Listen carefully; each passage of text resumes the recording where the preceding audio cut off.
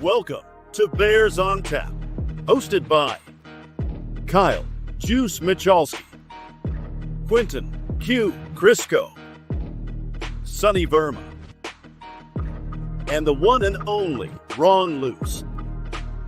Bringing you all the news, analysis, and opinions on the charter franchise, Chicago Bears.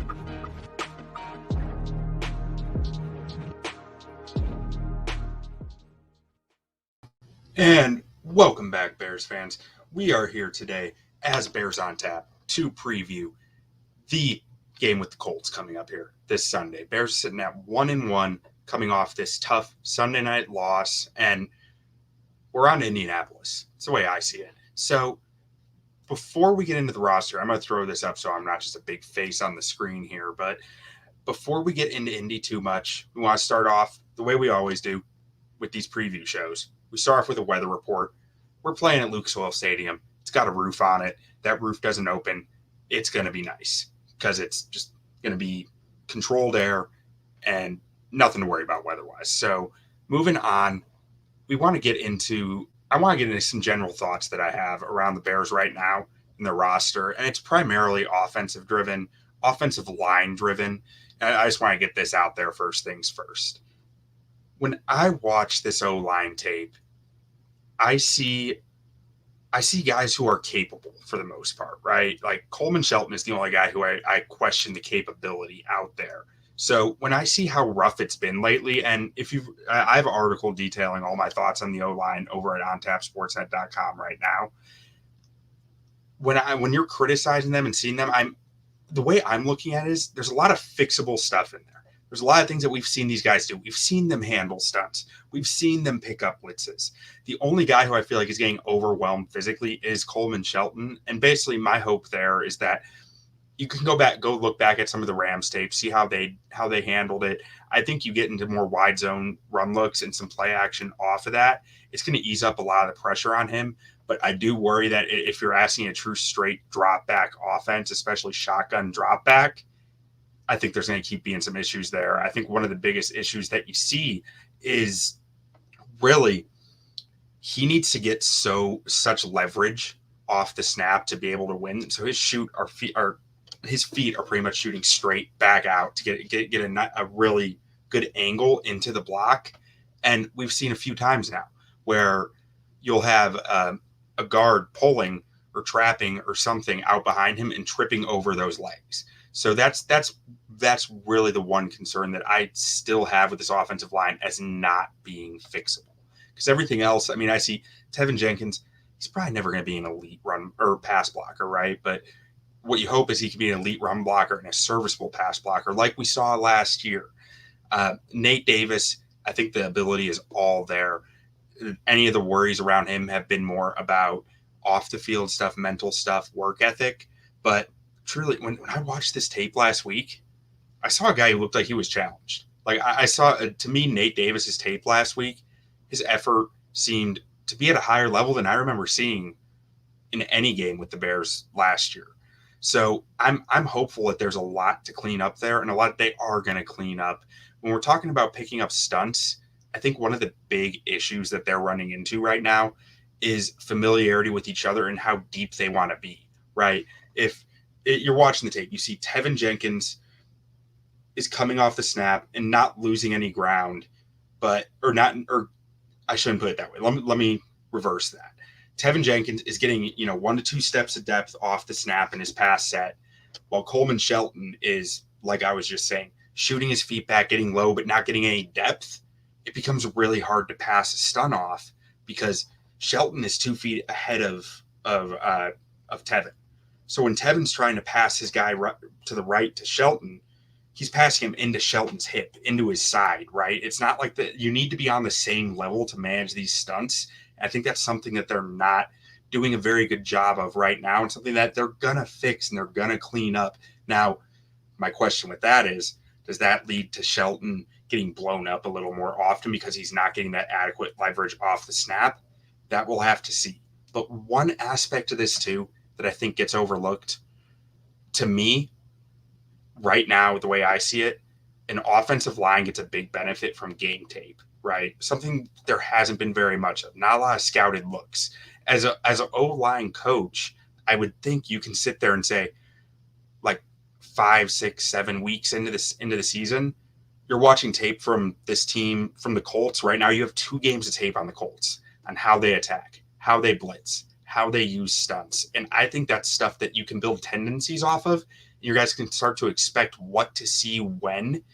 And I think that goes a long way towards them figuring out these stunts and these blitzes and how they're going to manage them, is them having a bit more expectation of when they're coming. So like, I think this week we're going to see them grow a little bit there. We saw them grow a little bit with the stunts last week. I think it got blown up because it was, against a better D-line on national audience, and it didn't improve all the way.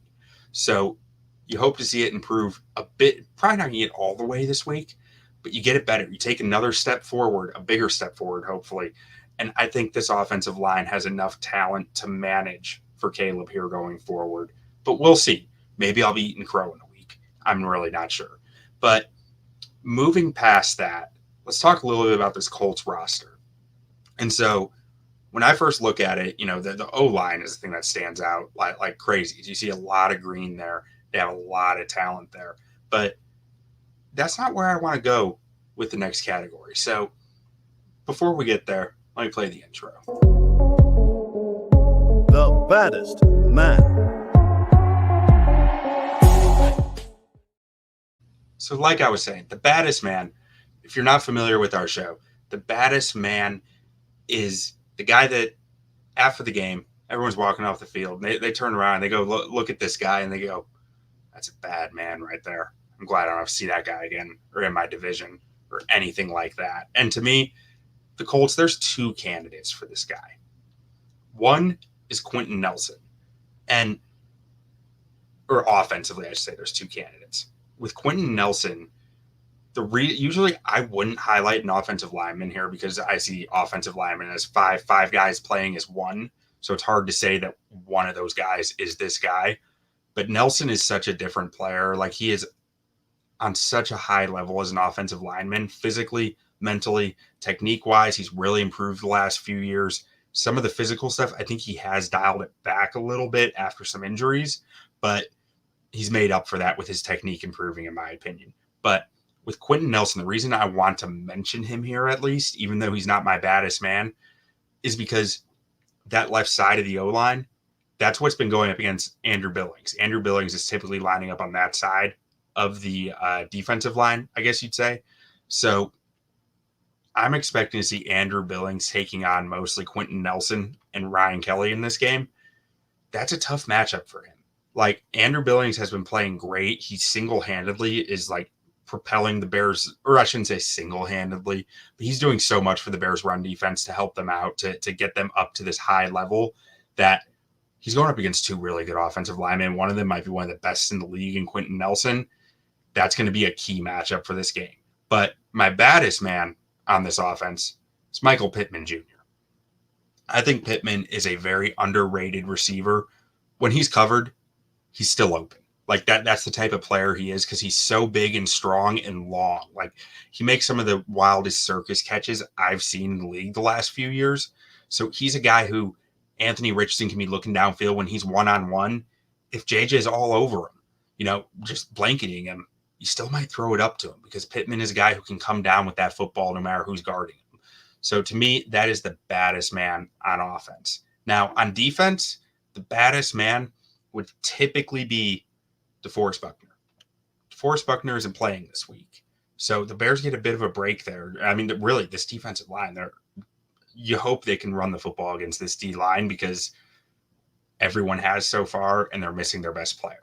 It's only going to help. But the baddest man on defense is actually a cornerback, and his name is Kenny Moore II.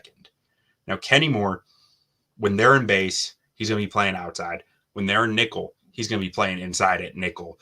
This is a guy who's just been, for years now, since Eberflus was there. He was an Eberflus draft pick. Just an excellent cornerback for them. He can play a large variety of roles. He's an absolute dog at the tackle point, and he's feisty as hell throughout the route. He is a very good corner, and I would almost expect the Bears to just kind of stay away from him in this game, if I'm being frank, because outside of him, you got Jalen Jones and Sam Womack at corner.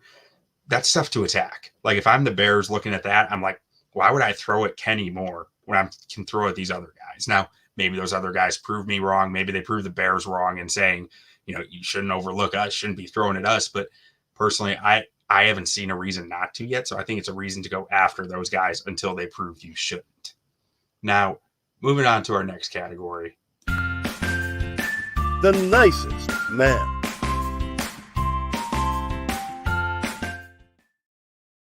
The nicest man. Now, this is the guy. These are the guys in this roster who you might ask to help you move. You might ask to come pick you up from the airport. They're good guys. They're nice guys. You're cool with them.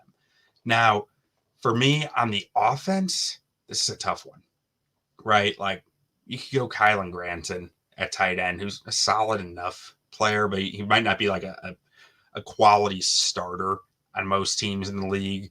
But I'm also thinking, man, could you go Anthony Richardson here? Because Richardson, he's a freak. This dude's different. He can launch a football 60 yards off his back foot like we saw week 1. He's as fast as a wide receiver. He's the size of an edge rusher. Like, this dude's different. But he also has a knack for giving the ball away, has a knack for making some boneheaded plays at times. Ultimately, when I'm looking at this and thinking about who on this offense should the Bears be looking to attack, I'm probably going to make Anthony Richardson play quarterback. So he is my nicest man on the offense, despite being such a dangerous threat. I think he's also the guy that you're game planning to have the football in his hands in certain ways. Like, football in Anthony Richardson's hands is always a dangerous thing. But when I'm looking at it, I'm saying, I think the Bears D line needs to be focused on containing him. It's not necessarily about sacks. It's about keeping him in the pocket, not letting him break pocket and go into playmaker mode where he can do all these crazy things. Keep him in the pocket. Make him win playing quarterback. Like that Packers player said years ago about Mitch Trubisky's like, make Mitch play quarterback. Like, make Richardson play quarterback.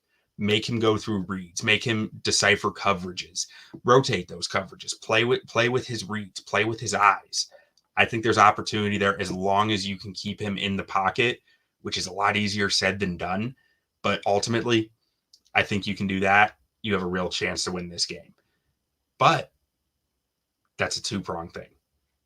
Because to keep him in the pocket, ultimately, you need to stop the run. You need to stop Jonathan Taylor, who was probably also a candidate for baddest man. This offense got a lot of talent. It's got to go somewhere. But Jonathan Taylor, if you can't stop the run, they're not going to put the ball in Anthony Richardson's hands to play true quarterback. So it all starts with stopping the run to me, and then you force Anthony Richardson to play quarterback there. Now, the nicest man on defense, where you can attack, probably a guy like it's one of these corners, right? Probably Sam Womack the third when he's on the field. If you're an 11 personnel, you're going to put Kenny Moore in the slot. You're going to have Jalen Jones outside and Sam Womack outside. It might be a little different, honestly. They had Juju Brents go down. They had, I think it's Dallas Gardner go down. They're two other outside corners. So they're playing two backups here at this point. So you got to attack both those guys. I'm saying Sam Womack because Jalen Jones, I know he's done some stuff in this league, and I know very little about Sam Womack, but either of those guys are really who qualify for this spot. Those are the spots to attack, to me. Attack the run game, too. I mean, this D tackle room, Grover Stewart is a heck of a football player. Taven Bryant's a good enough pass rusher. And then behind that, you got Raekwon Davis who can stop the run a little, but like ultimately this is a D line you can run on. And I think you can use that to create some downfield play action shots, which I hope to see more of in the Bears offense. I'm not sure how much we'll actually get. I get the vibe that Caleb is most comfortable in a shotgun approach, but I'd love to see some under center runs lean to some under center play action here with downfield shots against those two outside corners. I think there's opportunity there as long as you can get the run game going. Even if you can't, I think there's opportunity to attack these corners. Now, moving on to our next segment here. Keys to victory.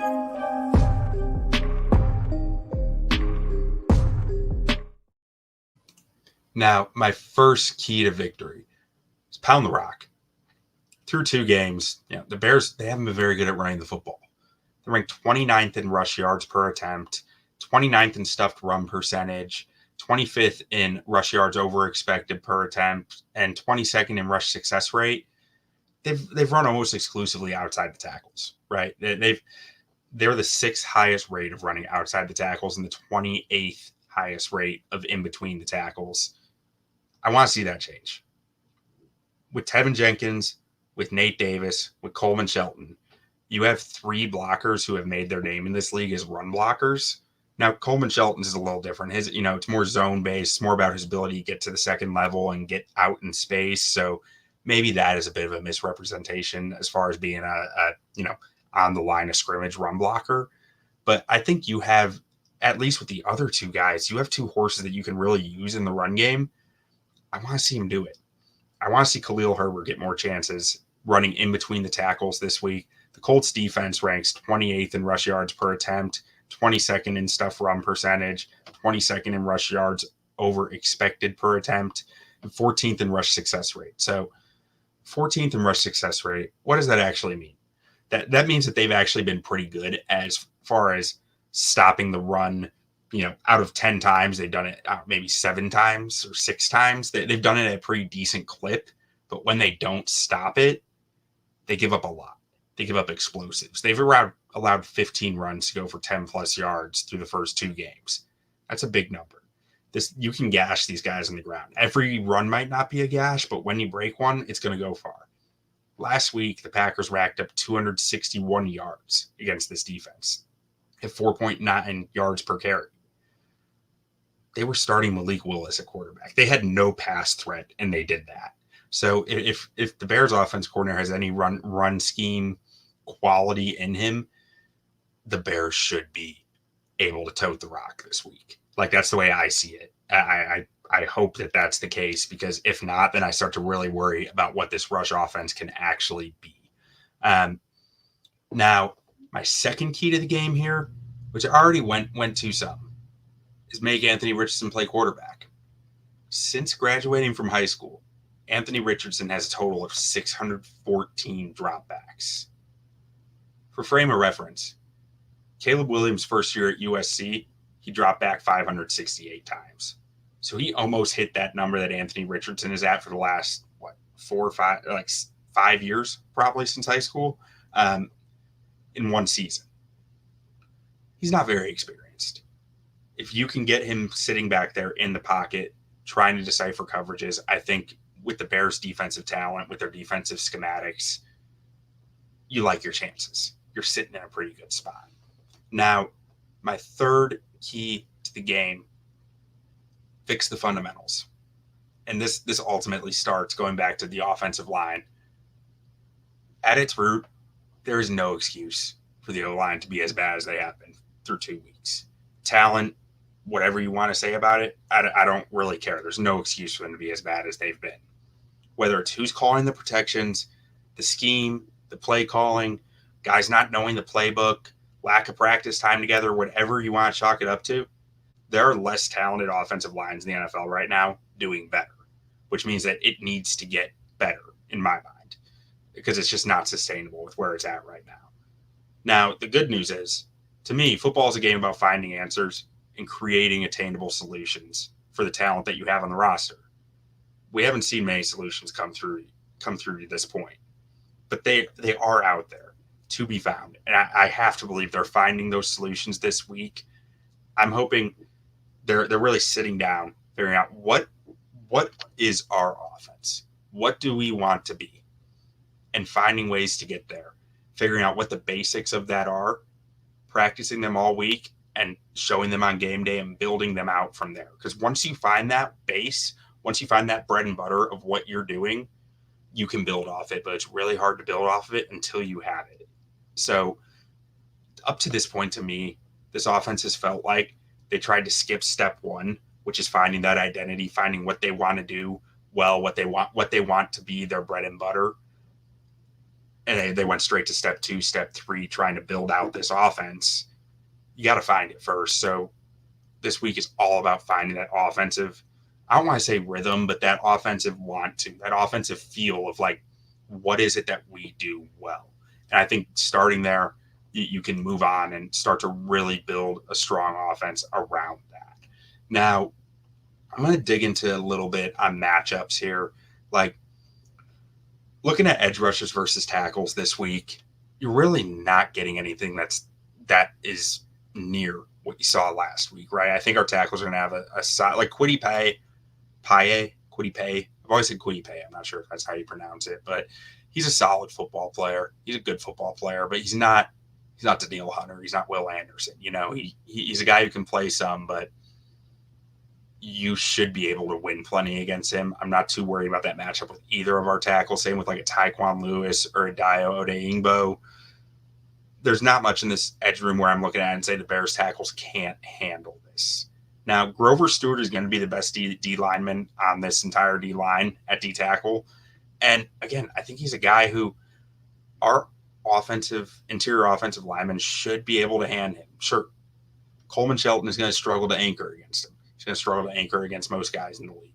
But I think he should be able to play well enough that it's not getting blown up constantly. Might have a few plays in the game where it's like, oh, he's getting blown up again. But I don't think that it's going to be a constant issue throughout the game like we've seen in previous weeks. And then, you know, they got Taven Bryan on the roster too. They have Raekwon Davis, a few other guys who are, to me, this D-line is a bunch of guys outside like Grover Stewart and Kwity Paye. The offensive line is a spot that does worry me for the Colts, where they just have a lot of strength there. I do think they are much more geared to pass protection than run blocking. Especially like a guy like Bernard Ryman and Braden Smith and Will Freeze. I don't see them as overly powerful run blockers. I think that as long as it's a big game for Billings, because Ryan Kelly and Quentin Nelson are probably the best run blockers on this O-line, in my opinion. And if they can blow up Billings on combo blocks and hit that second level to get to like a Tremaine Edmonds, that could get rough. And speaking of Tremaine Edmonds, he's one of my key players in this game for the Bears. To me, Tremaine Edmonds is one. I don't think the Bears are big on spying quarterbacks, but if you're going to spy Anthony Richardson, Tremaine Edmonds is your guy. And two, Edmonds has never been the most instinctive player with run fits as a linebacker and at getting downhill and throwing his hat in the fit. Like, if I'm the Colts, I'm trying to run at him. And I would assume that he's going to be mostly protected by Billings because that would make the most sense. Like TJ Edwards, you can have behind Dexter because TJ Edwards can handle his own in the run game better, but Edmonds you might want to protect with Billings. But if I'm the Colts, I'm probably running Quentin Nelson and Ryan Kelly at Andrew Billings and Tremaine Edmonds and trying to blow some stuff wide open. I mean, if you get the chance to run Nelson and Kelly at Dexter and Edmonds, I think they do that in a heartbeat. But ultimately, I think them going at Tremaine Edmonds is where they think they can get some explosive plays in the ground game, and his ability to essentially be a bit more instinctive and not be overly committing to the run, because that's the other thing here.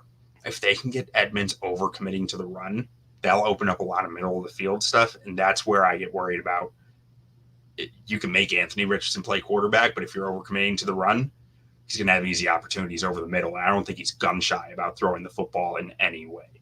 So Tremaine Edmonds, one of my big players of the game. Next one, talking matchups here.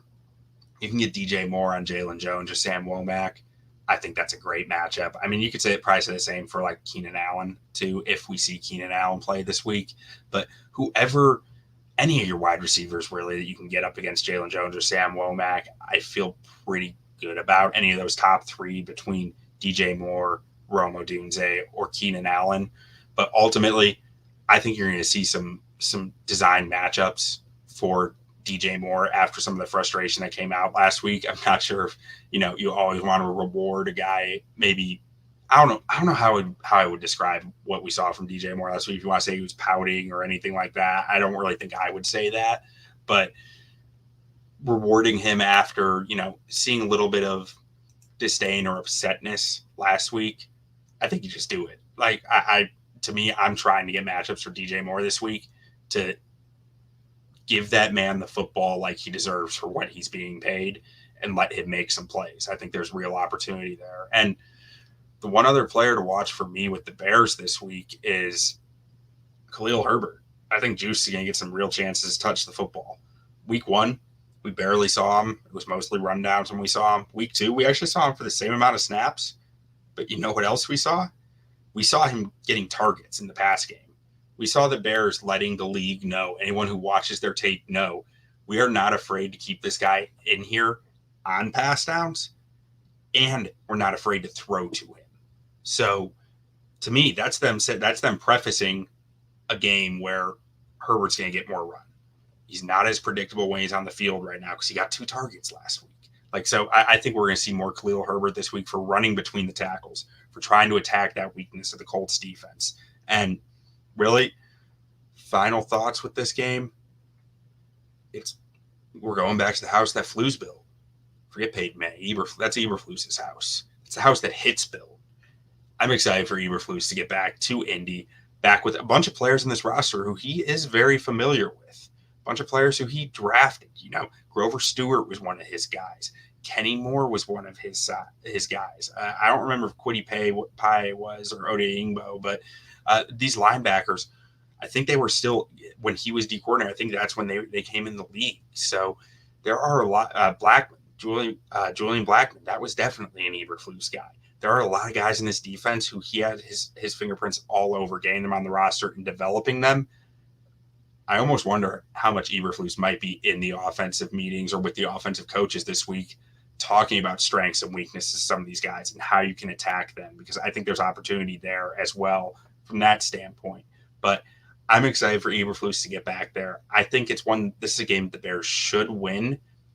I am a touch nervous because weird things happen at Lucas Oil Stadium. It's just the way it is.